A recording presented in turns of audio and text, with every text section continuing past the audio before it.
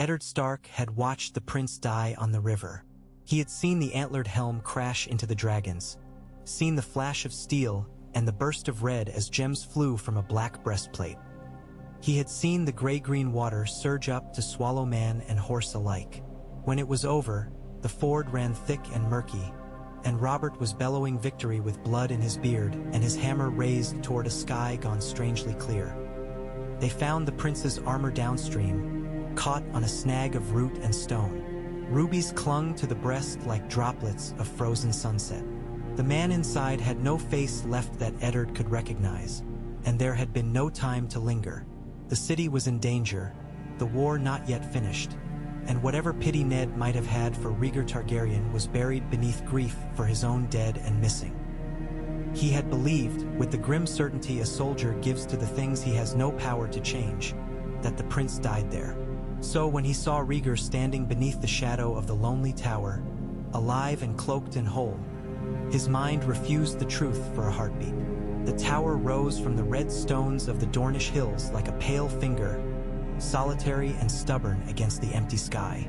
The King's Guard waited at its base, their white cloaks stirring in the hot wind. Ser Gerald Hightower was there, broad and straight despite the years, and Ser Arthur Dayne in silvered mail, his pale hair tied back, dawn at his hip. They watched the Northerners approach with faces still as carved marble. But it was the third figure that made Ned's hand clench tighter around the hilt of his sword. Rhaegar's hair was bound at his nape, dark gold threaded with silver where sun caught it. A plain gray cloak sat on his shoulders, hiding any gleam of armor. Only the way he held himself betrayed him. The long, melancholy carriage, the musician's hands folded too gently for a warrior, the gaze that had always seemed to be searching for something just out of reach. He should be dead. Ned drew rein so sharply that his horse tossed its head, foam flecking the bit. Dust hung in the heat between the two parties, the 8 men of the north and the 3 in white. Behind Ned, his companions shifted, swords rasping free. Howland Reed's horse stamped and snorted, wary as its rider. Lord Dustin cursed under his breath. The red hills smelled of hot stone, horse, and the faint, sickly sweetness of distant flowers. "Eddard," Rhaegar said, his voice low, hoarse, and very tired. "You came." Ned's mouth was so dry that, for a moment, no sound came. All the words he had carried through sleepless nights deserted him. The fury, the accusations, the plea for his sister. In the end, only one name scraped its way out. Lyanna. Pain flickered over the prince's face, fleeting as a shadow across water. "Inside. She asks for you." Ned's horse moved of its own accord, a step forward, then another. Ser Gerald lifted his hand. "My prince," he said softly, a warning and a question together. "Let him pass," Rhaegar murmured. "Put up your steel. There has been enough blood spilt for my folly." Folly. The word was a blade of its own, honed on the bones of the dead lying in unmarked graves from the neck to the trident. Ned forced himself to look away from Rhaegar, to meet the gaze of the Kingsguard. They had stood for a mad king and his cruelties, for a prince who had stolen a betrothed girl from her family and her promised husband. They had stood when others broke. "We came for my sister," Ned said. Each word cost him. "For Lyanna. We will leave with her." Ser Gerald's weathered face did not change. "Your sister is under our protection." Under his. His chin dipped fractionally toward Rhaegar. "No harm will come to her while we draw breath." "And if I do not trust your breath?" Ned snapped, the cold finally breaking through the hot numbness that had wrapped itself around him since the trident. "If I do not trust his?" Rhaegar took a step closer. The sun picked out hollows under his eyes, the sharpness of cheekbones. He was thinner than Ned remembered from Winterfell's Great Hall and Harrenhal's Tourney grounds, the ethereal beauty worn down to something leaner, harsher. "You have reason," the prince said quietly, "to mistrust, to hate. I will not ask you to set that aside. Only later, go to her first, Stark. She has waited too long already." Something in his tone struck Ned harder than any spear could. There was no royal command there, no arrogance. only a weary resignation that frightened him more than rage might have. Behind his ribs, his heart thudded louder. The tower loomed over them, squat and white, its few narrow windows dark as blind eyes. Ned swung from his horse. The ground beneath his boots was warm, baked by a sun that seemed wrong after so much blood and smoke. He pushed past the Lord Commander, past Ser Arthur's unreadable gaze. For a heartbeat, Rhaegar stood close enough that Ned could see the faint purple of his irises, the lines at the corners. Their shoulders brushed. "My lord," Rhaegar murmured, low enough for only him to hear. "She will ask things of you.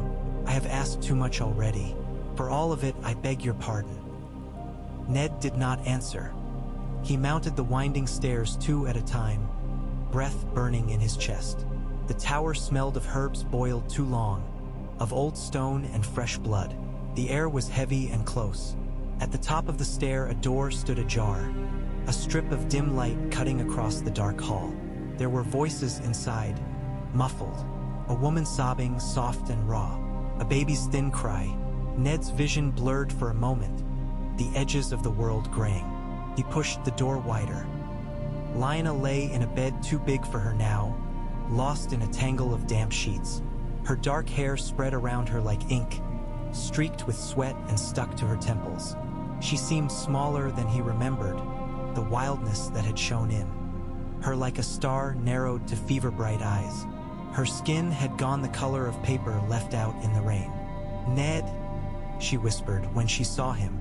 The single syllable was almost nothing, but it carried all the miles he had ridden and all the dead he had left behind. A rush of sound filled his ears. He realized he was moving only when he found himself at her side, sinking to his knees by the bed. He took her hand. It was too hot, fingers slick with sweat. "Lya," he said, and his voice broke. "Little sister," she smiled, faint as breath on glass. "You look awful," she managed. "Robert?" "Alive," Ned said. "Victorious. The war is all but done." He forced himself to say it, though the words tasted strange in his mouth. Victory. What victory was there in ashes and ghosts? She closed her eyes for a moment, lashes dark smudges on her cheeks. "Good," she breathed. "I did not want you to die for me." Ned swallowed. Behind him, someone moved. One of the women in the room, the midwife with hands still stained. In a corner, a babe lay in a cradle fashioned from a shallow wooden chest, wrapped in linen, his cries subsiding into hiccuping gasps. Lyanna's fingers tightened around his. Did you see him?" "Him?" Ned asked, though he knew. He could still feel the cool brush of Rhaegar's cloak against his arm downstairs. "Rhaegar," she said, the name barely audible. "They told me he fell. That he..." Her lips trembled, and a flicker of the old Lyanna flared for an instant, fierce and furious. "They lied. He came back. He was here. He sang to me when the pains were worst. He's here," Ned said slowly. He did not know whether that truth was a kindness or a cruelty. Down below, waiting, relief eased something in her face. "I knew," she murmured. "I knew he wouldn't leave me alone at the end." "This is not the end," Ned protested, as if saying it could make it so. "We'll take you home, to Winterfell, Maester Luwin." Lyanna's laugh was a weak little sound that turned swiftly into a cough. The midwife moved closer, exchanging a look with the older woman beside her, but neither stepped in. They knew. Ned could see it in their eyes, the wetness creeping through the sheets, red and unstoppable, the pallor beneath the fever flush. "Ned," Lyanna whispered, dragging his attention back to her. "Listen, please, there isn't time to pretend." He clutched her hand tighter, as if he could anchor her there. "Don't," he said, because he had nothing else. "You have to," she insisted, some last shred of stubbornness flaring. "For him." She turned her head toward the cradle. Ned followed her gaze.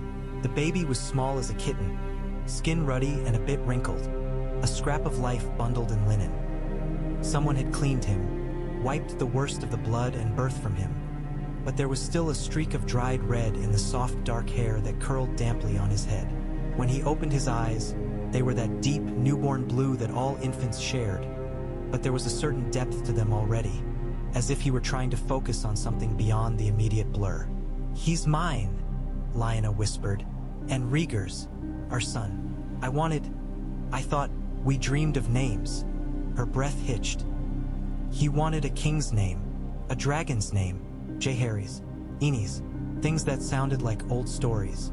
I thought maybe something plain, so he could walk in the world without everyone's eyes on him." Ned's chest felt too tight.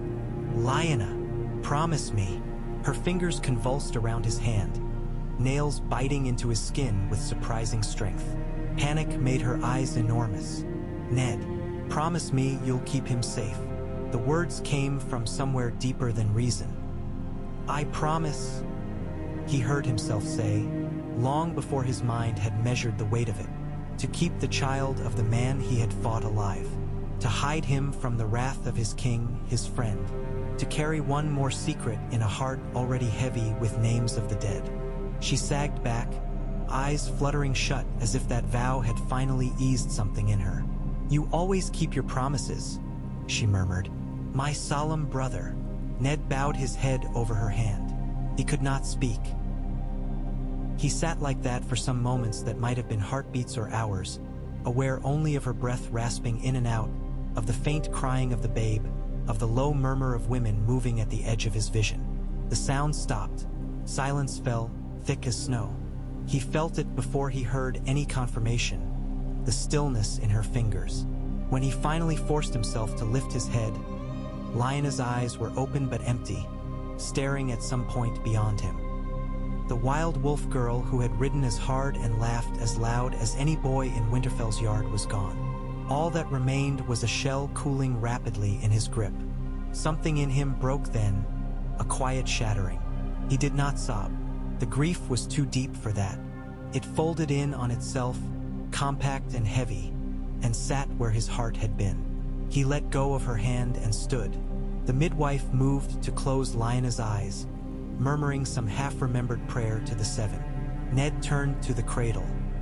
The child stared up at him, dark hair and tiny fists. His mouth worked unhappily, but he did not cry. When Ned leaned over, the babe's fingers found his, surprisingly strong, curling around the tip of his thumb. "Your son," the older woman said quietly. She never stopped talking of him. Even when the fever took her words, she held on to him, to his name. "Did she give him one?" Ned forced out. "She called him John," the woman said. "After your brother, my lord, John." For a moment Ned's throat closed. Brandon's laughing face flashed before him, too vivid. Then the memory of that same face blackened and bloated above a noose outside the Red Keep. Jon Arryn's grave voice, the taste of ash when word came of his death. John, a name woven through his life always, tied to loss. His hand brushed the boy's cheek. The skin was warm and soft, so new to the world it had not yet learned to flinch. He heard the steps behind him before he turned. Rhaegar filled the doorway, head bowed to clear the lintel. The light from the stair behind him traced a faint line around his shoulders. "She's gone?" the prince asked, though his eyes told him the answer. Ned nodded. No words would come. Rhaegar crossed the room with slow steps, as if each one hurt. He paused at Lyanna's bedside, as if he meant to reach for her, then stopped himself. His hand hovered above the sheet for a heartbeat before falling back to his side. The look on his face was not the ruin Ned had expected, not wild grief or rage. It was something quieter and, in its way, more terrible. A deep, hollow sorrow that seemed to have been waiting in him for years, now finally given its due. "I have failed you," he said softly, not to Ned, not to anyone living. "I have failed you all." Ned turned his shoulder to give him what privacy he could, though the room was small and there was nowhere truly to hide. He looked back at the child. "John," he murmured. The name sat strangely in his mouth, heavy with echoes. Behind him, fabric rustled. Rhaegar came to the cradle. For a moment, he only stood and looked down. The babe stared back, unblinking. That newborn gaze seemed to unsettle the prince more than any sword could have. He reached in, hesitated, then lifted the child with a surprising surety, cradling him as if afraid he might break. "He has her hair," Rhaegar said. His voice was raw. "Our dark wolf, and my mother's mouth." His thumb traced the tiny curve of the child's jaw. "He should not have been born into this. None of us chose the world we got," Ned heard himself say. His tongue felt thick. "But he's here now, and she made me promise." "I heard." Rhaegar did not look up. "I was on the stair when she spoke to you. Forgive me that theft. I had no right to overhear her last words, but I had less strength to turn away." Ned's hands curled at his sides. He said, and there was the ghost of a laugh in it that had no humor at all. "You have stolen so much already, Prince. What's one more thing?" Rhaegar flinched as if struck. For an instant something sparked in his eyes. Anger, pride, but it guttered quickly. He looked back at the babe. "I will not contest your claim to him," he said after a moment. "Lyanna bound you with her word. You are an honorable man, Stark. You will keep him safe." The words unsettled Ned more than fury might have. "My claim?" he repeated slowly. "You think I do not see the storm coming?" Rhaegar's laugh was a bitter, broken thing. "My father is dead. My children with Elia are likely dead, or soon will be. The city burns. Tywin Lannister raises my banners over corpses and calls it loyalty. Robert will take the throne, as perhaps he must. Do you imagine he will suffer me to live if he learns I survived the river? Or this child?" He held the babe closer, as if at once fearing and needing the contact. "No. The moment he learns of Jon, he will try to snuff him out, root and branch. The last trace of the dragon that humiliated him. Then stay dead," Ned said harshly. The words shocked even him, but they were out. "Let the Trident be your grave. Let the realm believe you drowned there. Let Lyanna's son be free of your enemies." Rhaegar went very still. "You would have me vanish," he said softly. "I would have you gone from his life?" Ned shot back, the weight of tombs pressing the words out. "You spoke of storms. If you remain, he will grow up in their heart. A sword for your cause, a banner for your name. And if I swear never to raise him to war?" Rhaegar's eyes met his then, and for the first time Ned saw, beneath the ruin and the grief, a hard core of something else. Not arrogance, but conviction. "If I take him far from Westeros, to some free city where no one knows our faces? If I swear by all the gods you and I share that I will raise him as my son first, and a prince not at all?" Ned stared at him. "You expect me to trust you?" "No," Rhaegar said. "I expect you to weigh your choices. You can take him north. Call him your bastard. Hide him among the snows and the old gods. Teach him to swing a sword and ride and wear wool instead of silk. Do you think Robert will never see? He is not a fool for all the wine. He knows what a child looks like, and he has reason enough to watch you. The day he sets eyes on Jon, he will wonder who his mother was. Someone will whisper, 'There is always someone.'" Ned heard the truth in that and hated it. "And your way is better?" he demanded. "To take him to some foreign shore, where you have no allies, no friends, no power? Power is the last gift I would give him," Rhaegar said quietly. "I have seen what crowns do. Let him live without one, for as long as the world allows." Ned inhaled sharply. The thought of giving Lyanna's son, Brandon's nephew, his own blood, into the hands of the man who had pulled her into this ruin turned his stomach. Yet the picture was clear in his mind. Jon at Winterfell, growing tall among his true kin, always half hidden in the shadows, always the subject of whispers. And Robert, with his black moods and his loves and hatreds that burned clean and left only cinders, hearing some tavern tale about a dark-haired boy with a lord's look and a bastard's name. He had promised Lyanna. She wanted him safe, Rhaegar said, as if he had followed Ned's thought. Not proud, not powerful, safe. You cannot give him that in Westeros. I cannot give it to him if I stay. But if the prince dies at the Trident, and some nameless exile takes a boy to sea. Ned's jaw clenched. You ask me to lie to my king. I ask you to keep your promise to your sister, Rhaegar said. She loved you, Stark. She trusted you more than SH. He trusted me. She told me so. She said you would do the harder thing when everyone else chose the easy one. Are you so certain the easy choice is not the one where you ride away with him cradled before you on your saddle, keeping him close and believing proximity is protection? Ned's hands trembled. He looked at Lyanna's still face, at the mark on the pillow where her head had lain. He thought of Robert's voice, raw with rage and grief, promising to kill every Targaryen, root and stem. Of Aerys' laughter as his father and brother burned and strangled. Of the dragon skulls in the Red Keep, black and hollow-eyed. Jon's fingers curled in the prince's cloak, making a tiny fist in the gray wool. Rhaegar looked down at that touch as if it amazed him. I will not call him Jaehaerys, the prince said abruptly. No more tragic kings. No more names that weigh children down with ghosts. He will bear the name your sister gave him if you consent. Jon, let that be his shield. Ned closed his eyes for a moment. In the darkness, he saw Winterfell's godswood, the red leaves whispering. He saw Lyanna running along the wall walk, hair streaming, cheeks flushed. He saw Brandon laughing. He saw Weirwood's carved face, mouth pulled down in sorrow. When he opened them, the room was the same. Lyanna dead, Rhaegar alive, the babe in his arms. If I agree to this, Ned said slowly, his voice very calm. If I let you take him, you vanish. You never send word.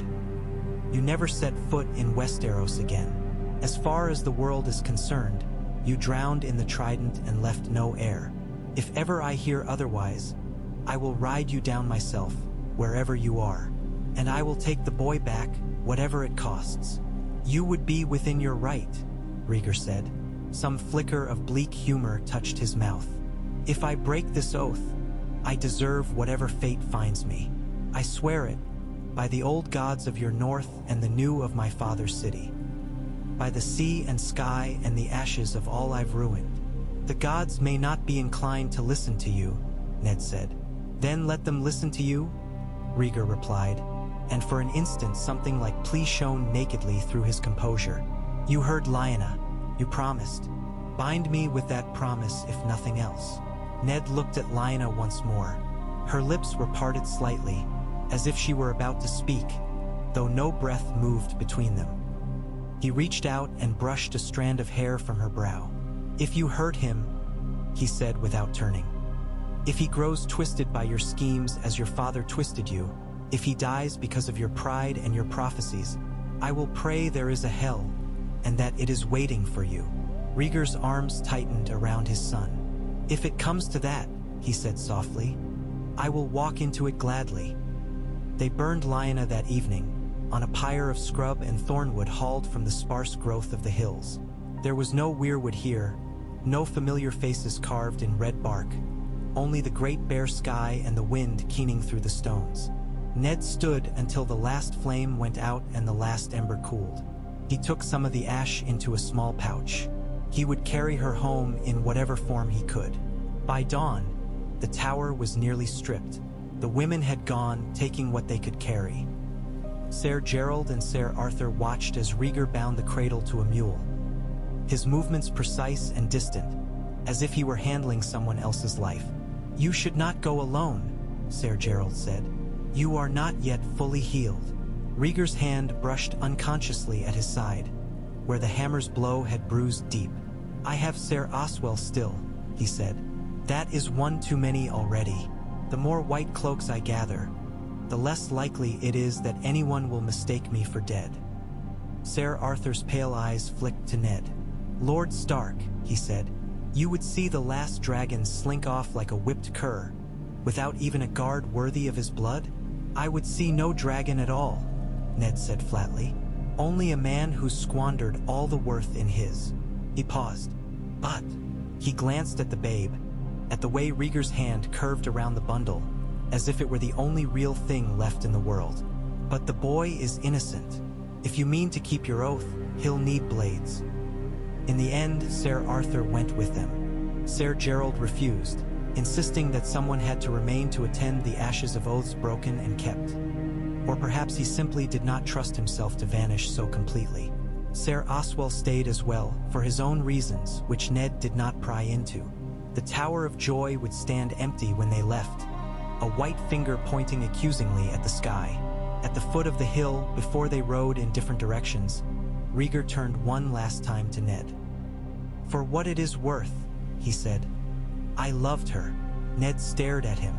The words washed over him without purchase. He could not forgive. Not yet. Perhaps not ever. "See that her son lives," he said. "That will be worth more than all your songs." Rhaegar inclined his head, as if accepting a judgment he had long expected.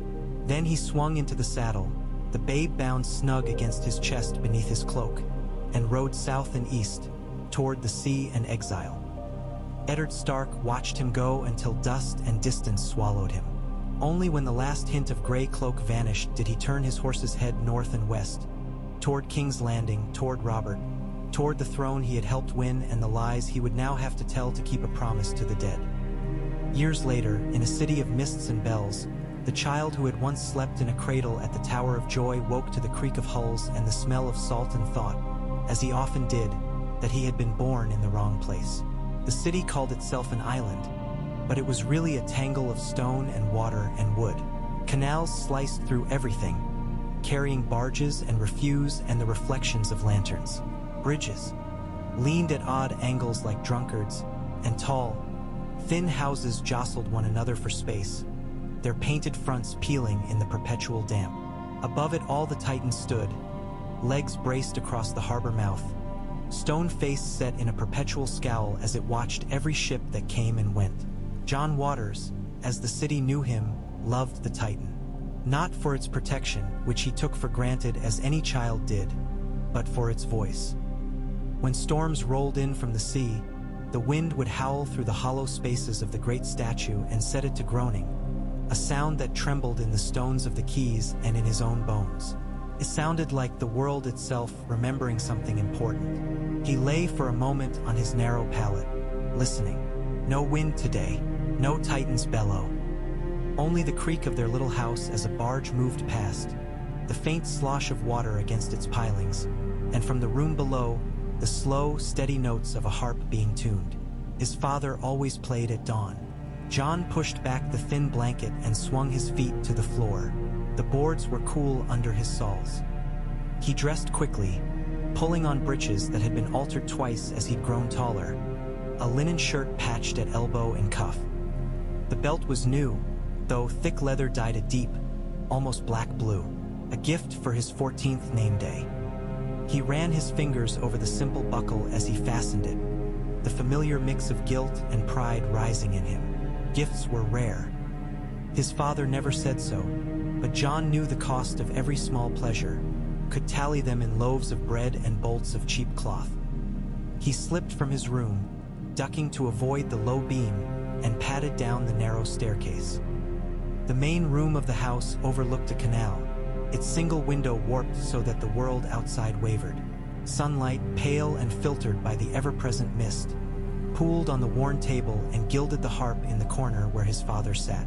Rail was what he called himself now. Just Rail, or sometimes Rail Waters when a surname was needed. It was a nothing name, one that could belong to any minor trader or petty clerk, someone forgettable. But the man himself was not forgettable, not to John. He sat with the harp cradled against his shoulder, fingers moving lightly over the strings. The instrument was old. Its wood had darkened with age, but it sang sweet and clear. Rail's hair, long and pale, was threaded back with a dark leather cord. In certain lights it looked almost silver. In others it took on a strange, faintly lavender cast. The city's damp had etched fine lines at the corners of his eyes and mouth, but there was still something remote about him, as if part of him remained always at a distance, watching. He looked up as John approached. The music did not falter. "You're late," he observed. His voice held that mild, dry amusement that could mean many things. "It's not yet full light," John protested. "No bells rung." Rael's fingers plucked a playful run of notes that might have been laughter. "And you know how reliable the bells are," he said. "The last time we trusted them, you missed half your lesson and nearly lost an ear." "That was one time," Jon muttered, touching his left ear unconsciously. The scar there, just inside the curve where most would not see it, still felt slightly rough. A bravo's blade had grazed him in the practice yard when he'd gone into a bout half asleep. "Once is enough if it costs you blood," Rael said. He set his hand flat on the strings, stopping the sound. "Hungry, always. Good." Rael rose and moved to the small hearth, where a pot sat, steam curling from its spout. "Get the cups." They ate thin porridge sweetened with a drizzle of honey, a treasure bought from a trader from the summer isles the week before. Rael watched Jon over the rim of his own cup. "You're growing again," he said. "Those sleeves will be too short in another month." "I can roll them up," Jon pointed out. "Or you can just cut them off, and I'll pretend it's the latest fashion from Pentos." "Fashions in Pentos tend toward embroidered silk and senseless sequins," Rael said. "I do not think you'd pass." "I could if I wanted," Jon declared. He straightened, trying to imagine himself in some absurd Pentoshi doublet. The thought made him snort. Rael's mouth curved. "No doubt." He sobered a little. "We'll have to find you another shirt regardless. I had hoped that last one would last until the winter festival, but you insist on insisting yourself taller." Jon shrugged. "I can stop," he offered, "if it will help." "Please don't," Rael said softly. The look in his eyes then was gone so quickly Jon might have imagined it. "Finish," he added. "You're with Syrio at first bell." Jon groaned. "Syrio will say I'm late even if I'm there before him." "That is because you are always late," Rael pointed out, unruffled. "Go. Better to face one man's displeasure with a sword in hand than my disappointment with a lute." "It's a harp," Jon corrected automatically, "and you still pluck it as if it's a cat you're afraid to wake." Rael's smile took the sting from the words. "Run along." Jon ran. The streets of Bravos were a maze, but it was a maze he knew. He vaulted over a low stack of fish crates, ducked beneath a laundry line festooned with damp, mismatched shirts, skidded around a corner where the cobbles were slick with some unidentifiable spill. Boatmen cursed at him when he darted across a narrow footbridge just ahead of a heavily laden barge. An old woman shook a broom at his back and shouted something about demon children. He grinned, breath misting faintly in the cool damp. He looked nothing like the locals, he knew. Most Bravosi were dark of hair and eye, with olive skin and sharp, fox-like faces. Jon's skin tended to burn if he forgot his hat, and though his hair was black enough, it had a soft wave to it that made it curl at his neck. His eyes were odd, too gray, like storm water, but with a faint ring of violet around the pupil that only showed in certain light. He did not know from whom he had got that. Questions about his mother had always foundered on Rael's silence.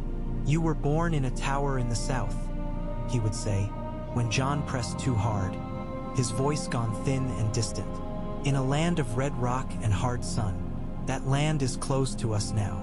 The rest is not for now." Not for now, as if there would ever be a time when it was.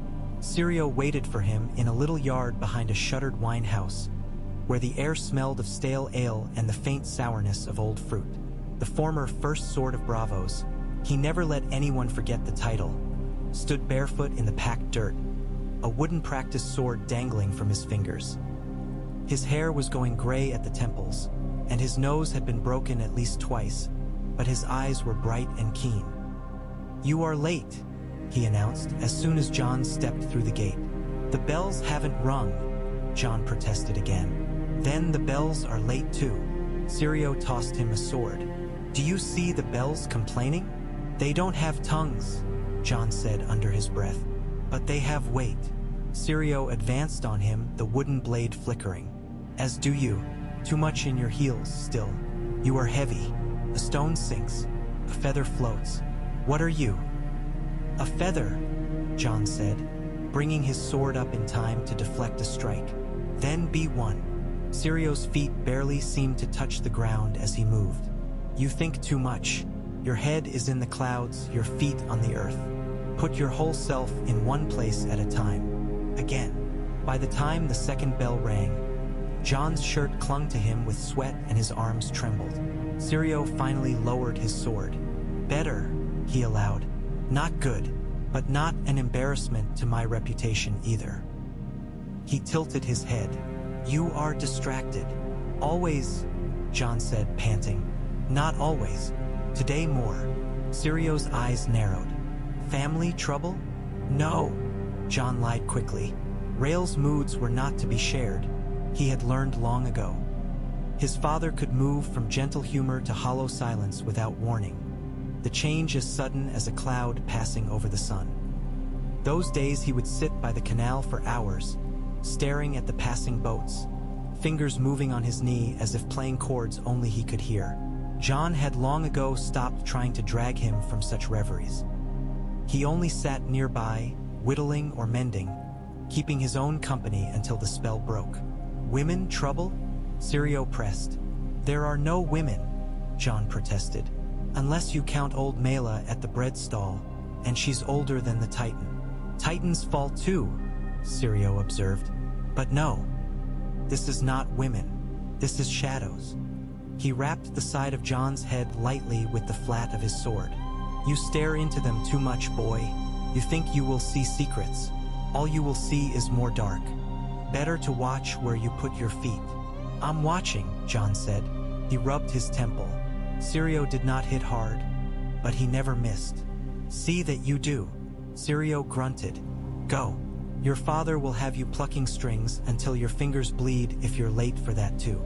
Jon made a face. He says music and swordplay balance the soul.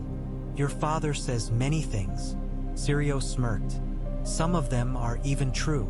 Jon hesitated. You've known him long, he ventured. Before me, even. Syrio shrugged, a quick lift of one shoulder. I knew a man who came off a ship with a babe and a harp and too many ghosts, he said. The babe grew. The harp never left. The ghosts, they do not like to be left either. And before that? Jon pressed.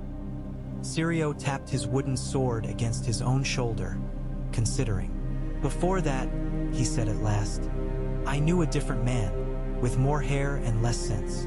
Men change. Are you so sure you want to know the shape of all the men he has been? Jon's hands tightened on the sword hilt. He keeps things from me, he said. The words came out sharper than he'd meant them to. He says it's for my good. But how can lies be good? Lies can keep you alive, Syrio said. That is one kind of good. He peered at him. Why now? What has stirred all this? Jon hesitated.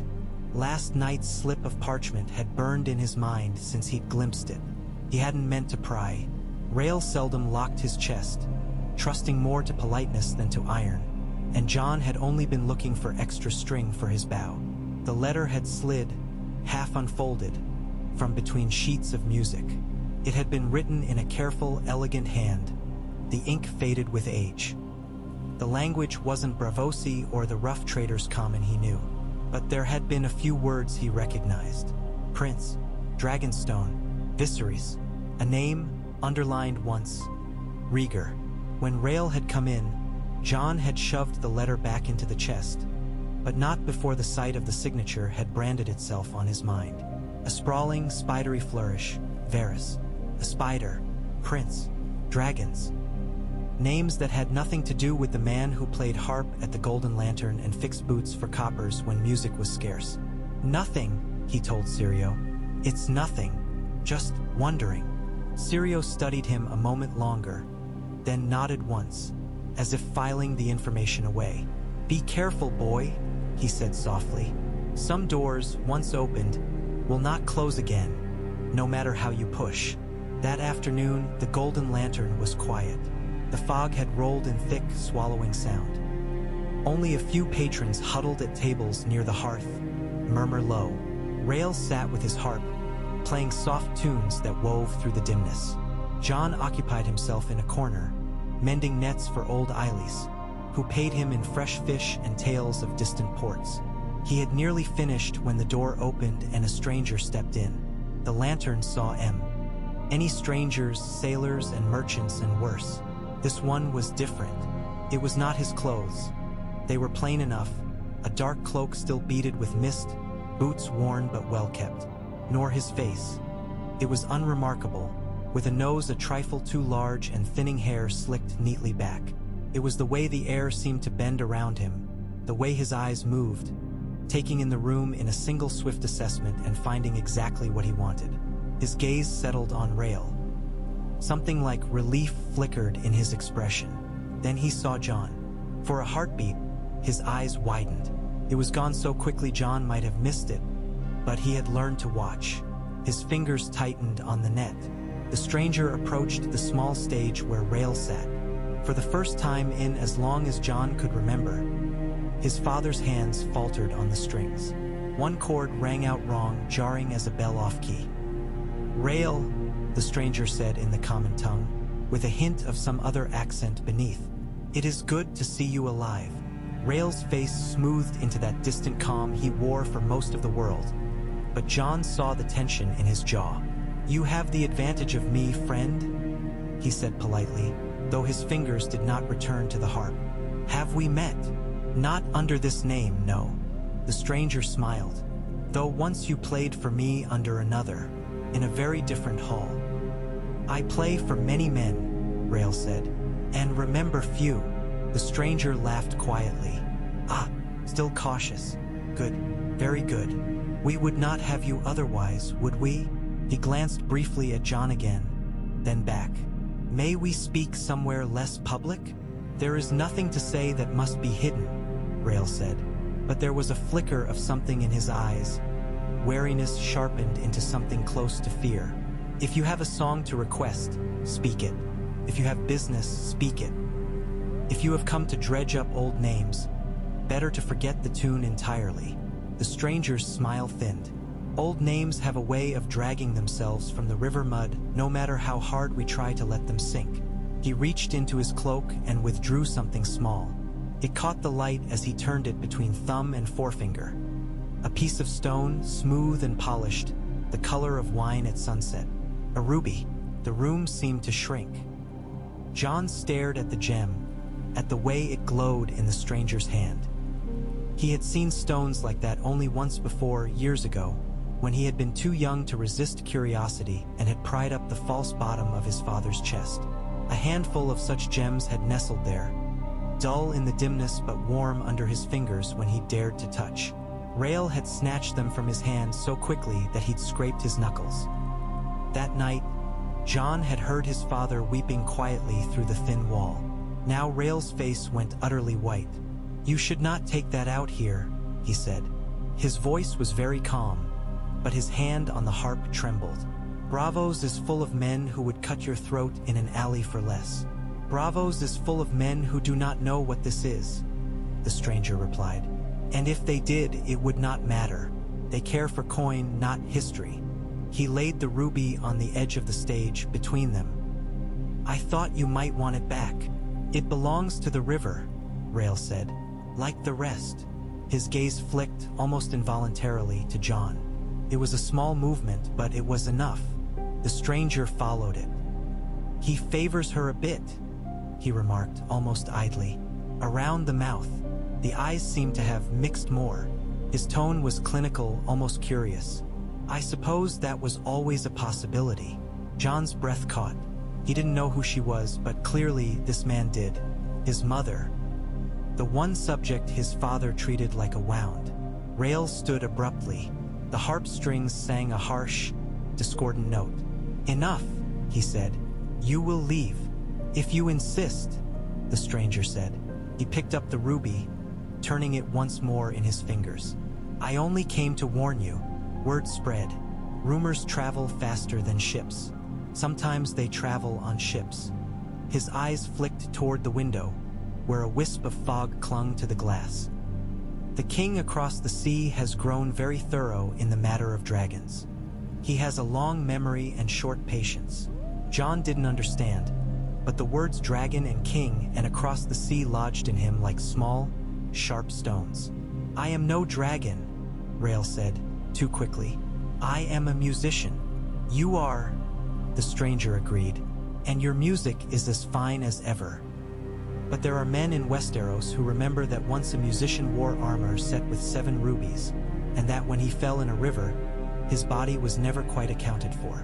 His gaze sharpened. There are men who know that certain oaths prevented certain reports from being entirely precise. Those men are old now, but their knowledge is not. And gossip is a hungry beast. I have been gone for 15 years, Rhael said. Let the dead stay dead. The stranger's smile was thin. The dead are not the problem. The living are. His look lingered on Jon a moment. Especially the young ones. Rhael moved then, quick as a lash. His hand closed around the stranger's wrist. If anyone comes for him, he said softly, with a cold intensity Jon had never heard from him, they will not find the harpist. They will find something far less gentle. Tell your king. Tell your spymaster. Tell your friends in whatever dark corridors you haunt.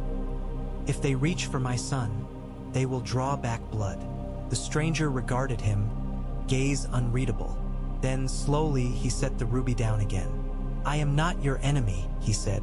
Perhaps I never was. But there are enemies enough. They move now. You would do well to move also. He stepped back. Consider this a kindness, R.A.? He stopped himself, the old name left unfinished. Consider this a courtesy, he amended. You have a little time. Use it. The ink lined his head toward Jon. It was a strange pleasure to meet you, boy. You wear 2 worlds in your face. That is never easy. He turned and walked out, vanishing into the fog as if he'd never been. For a long moment, Rhael did not move. The ruby lay on the wood between his hands, glowing like a drop of congealed blood. Jon's heart hammered. The room felt wrong, the air too thin. Father, he said at last. The word felt strange. He seldom used it. Rhael was Rhael, not some distant title. Rhael blinked, as if waking from a dream. He looked at Jon, at the door, at the ruby. Then he snatched up the stone and thrust it into his pocket. We're leaving, he said. Jon stared. Leaving the lantern? Leaving Bravos? Rhael's voice was flat. What? When?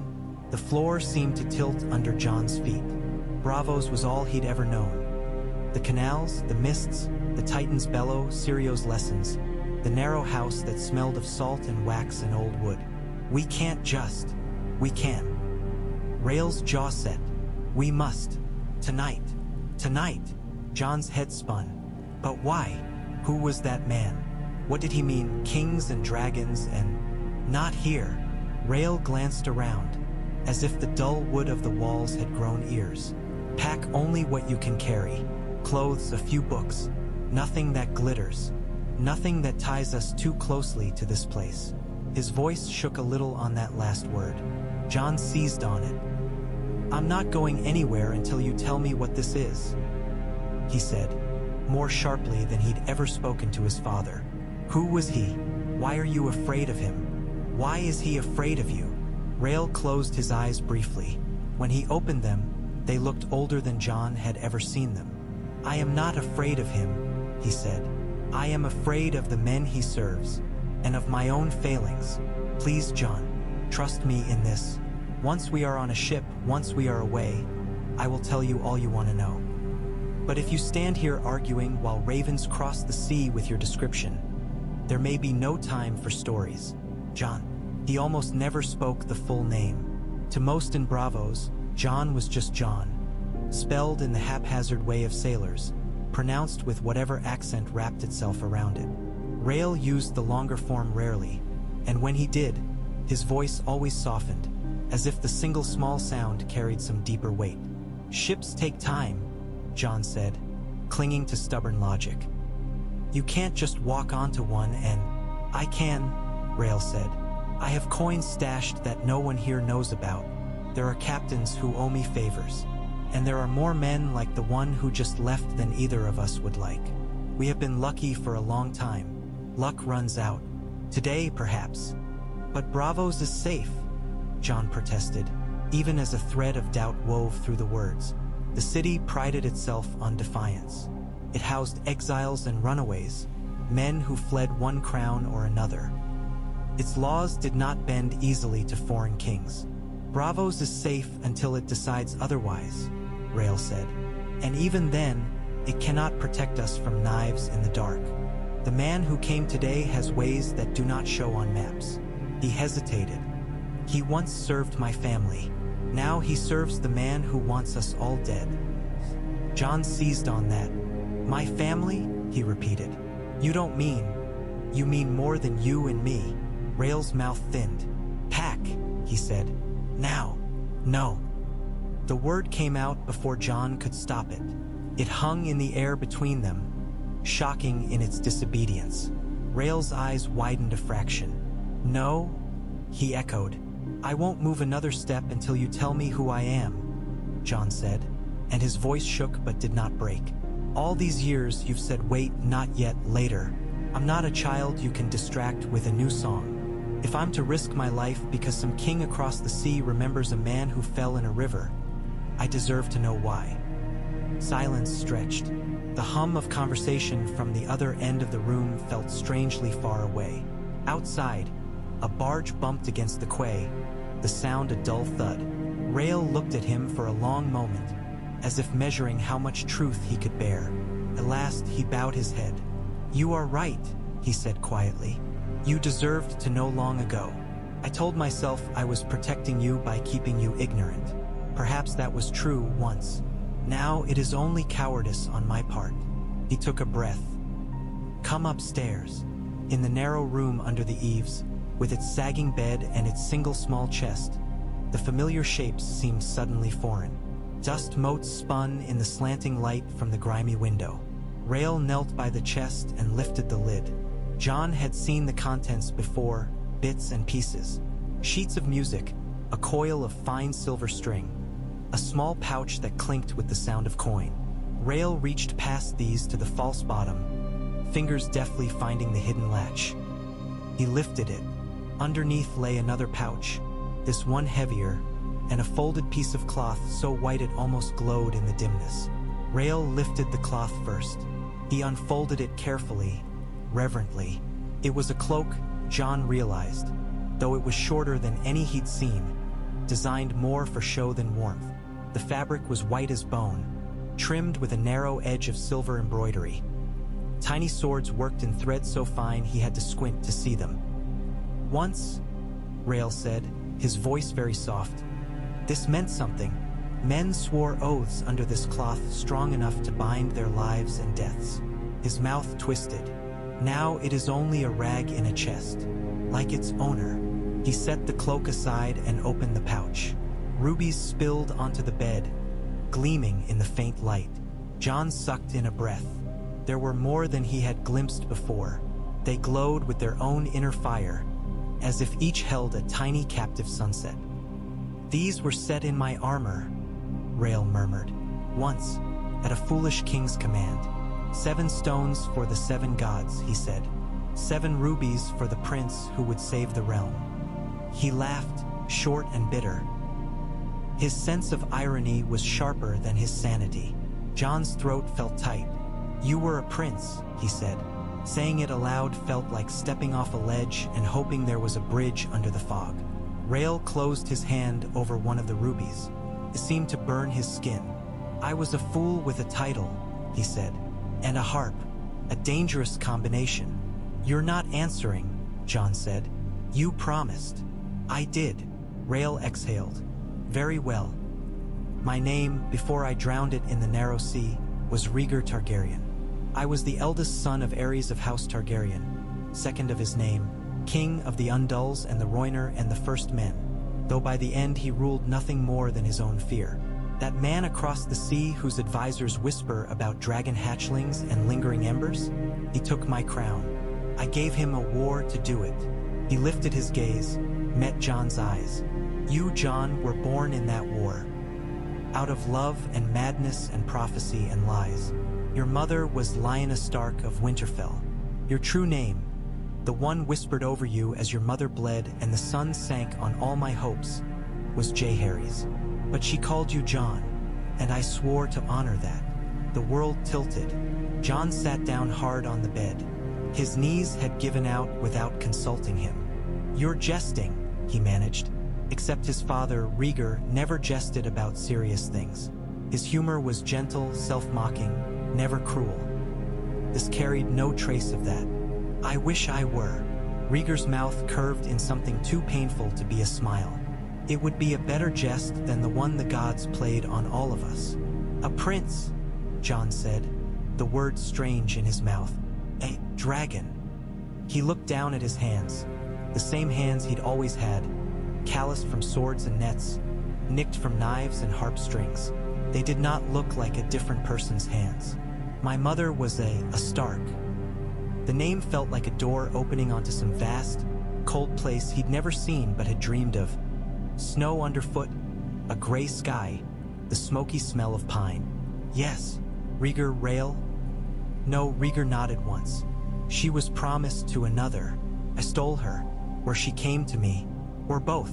The song changes depending on who sings it. None of the verses absolve me." His voice thickened. "She was wild and fierce and kinder than I deserved. She died because I bound her to my folly." "Does he know?" Jon asked. Came out hoarse. "The king? This Robert?" "He believes you died with your mother," Rhaegar said. "He believes I died in the river.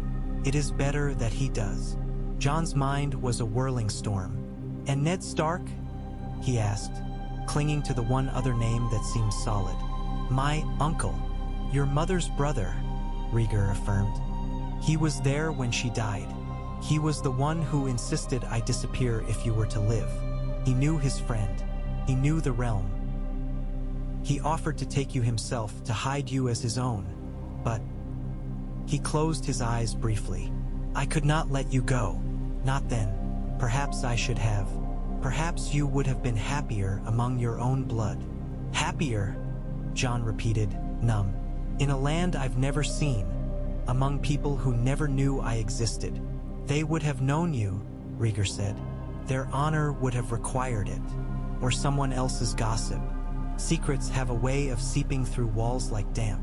He shook his head. "No. There was no perfect choice. There was only exile or death. I chose exile for both of us." "You chose for me," Jon said. The words hurt.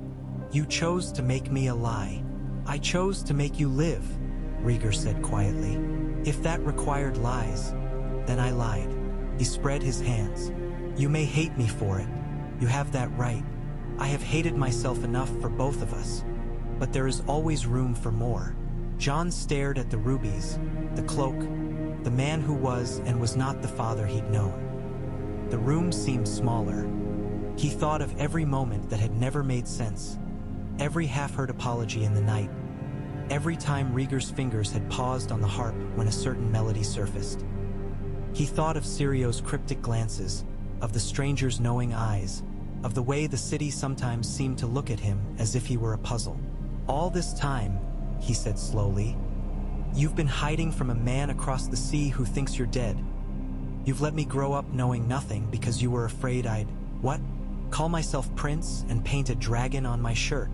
I was afraid you would look in a mirror and see a crown," Rhaegar said, "and that you would either reach for it or spend your life convincing yourself you did not want it. Both paths destroy men." "And you?" Jon demanded. "Did it destroy you?"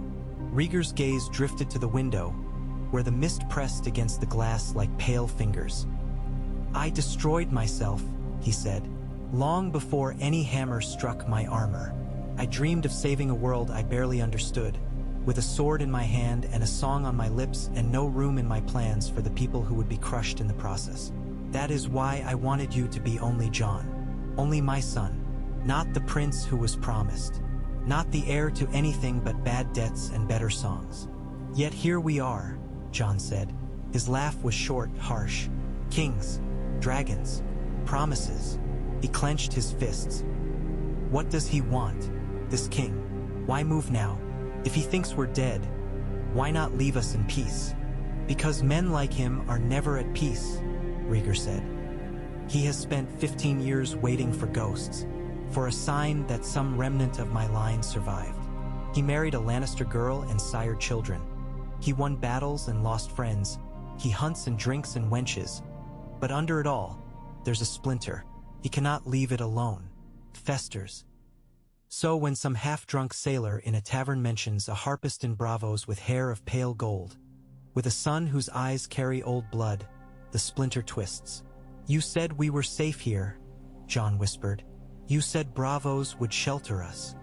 "I said it would shelter us until it became dangerous to do so," Rhaegar corrected. "That day has come. We must move again.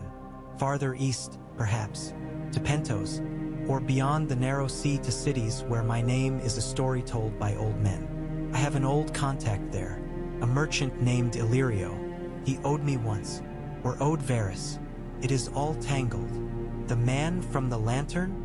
Jon asked. "Is he Varys?" "No," Rhaegar shuddered slightly.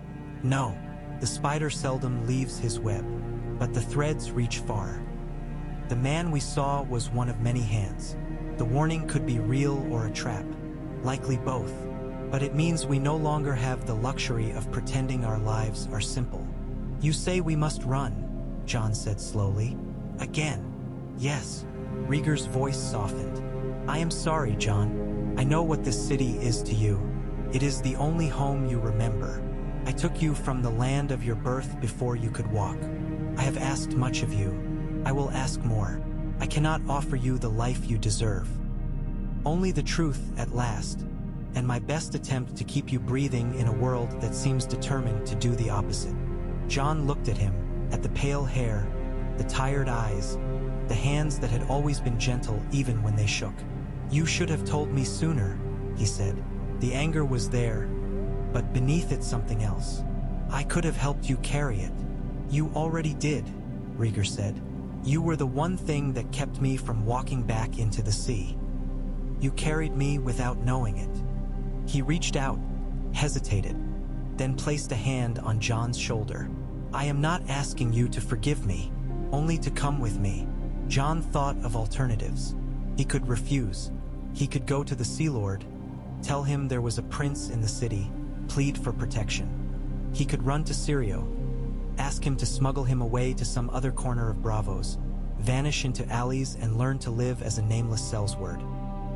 He could find a ship going the other way, west, to the cold, half-mythical land of his mother, throw himself on the mercy of strangers who shared his blood but not his life.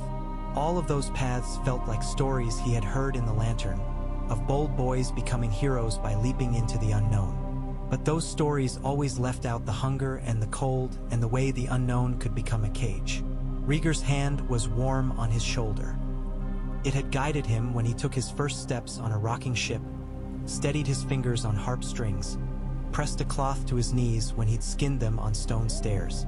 "I'm angry," Jon said, "at you, her, at this Robert wherever he sits, at the gods if they exist, all of them. I don't know what to do with it." "Hold it," Rhaegar said. "Learn its taste. One day you may wield it, or let it go, but do not let it wield you." Jon snorted. "You sound like Syrio," he said. "Syrio sounds like an old book he once read," Rhaegar replied. "Wisdom travels and wears many faces." He squeezed Jon's shoulder. "Will you come?" Jon looked at the cloak, at the rubies, at the small, cramped room. He thought of the Titan's voice, of the way the city smelled after rain, of Eilis cursing and Mela's bread and Syrio's barked commands. He thought of a man with thinning hair and quick eyes walking out into mist, carrying news that might kill them. He thought of snow he had never seen, of a tower he did not remember, of a woman with wild dark hair whose face he only knew from dreams that left him with the taste of salt and iron in his mouth. He stood. "Where you go, I go," he said quietly. For now, it was not forgiveness. It was something like it, though, and perhaps that was enough for a day edged with endings. They left Bravos at midnight on a small, shabby cog named the Silver Song. The captain owed Rhaegar 3 favors and 2 secrets. This, apparently, counted for all of them. The fog swallowed the city as they slipped out between the Titan's legs. His stone eyes watched them pass. On the deck, cloak pulled tight against the damp wind. Jon stood and watched the only world he had known recede into mist. Beside him, Rhaegar leaned on the rail, face turned toward the dark water. "Once," Rhaegar said, voice barely audible above the creak of wood and the slap of waves, "I crossed the sea with an army at my back and songs in the air, dreaming of glory." He looked down at his hands. "Now I cross with only a son and a chest of regrets. It is a better company, I think." Jon swallowed. "Where are we going?" "Pentos first," Rhaegar said. "Illyrio will have word of what waits farther east. And there may be others there you should meet. Others with claims to your blood, if not to your love. Others." Jon frowned. Rhaegar's gaze flicked eastward, where the stars were a little brighter. "My brother," he said. "My sister, Viserys and Daenerys, if they still live." "If," Jon repeated. "I have had only scraps of news over the years," Rhaegar admitted. "A maid glimpsed in a Lysine manse, a boy's tantrum in a Tyroshi merchant's hall. The spider's letters spoke of storms and births and flights. But rumors fade, people vanish. We may find them or we may not. Either way, it is time to stop letting the world decide our story without us." Jon stared at the black line where sky met sea. The idea that he might have an uncle and aunt living somewhere beyond that horizon made his chest ache oddly. For so long, his world had been two people wide. The prospect of more was frightening and almost intoxicating. "And if we find them?" he asked. "Then we see," Rhaegar said. "Viserys was a child when he fled. Children grow into all sorts of men. Daenerys," his voice softened, "she was born in a storm. Perhaps it lives in her still." Jon glanced at him. "You talk of them as if they were stories. For years, that is all they have been to me." Rhaegar's shoulders hunched slightly. "Names on paper, hints in letters. Could I have done more? Perhaps. But I had you to think of, and no coin and very little sense. My father's madness was of one kind. Mine is of another." Jon's jaw tightened. "Stop apologizing," he said. "If you keep listing your sins, we'll reach the other shore before you finish." Rhaegar blinked, then laughed quietly. "Very well," he said. "I will attempt to confine my remorse to the hours you are asleep." The ship rocked gently, finding its rhythm in the waves. Above them, the stars wheeled slowly.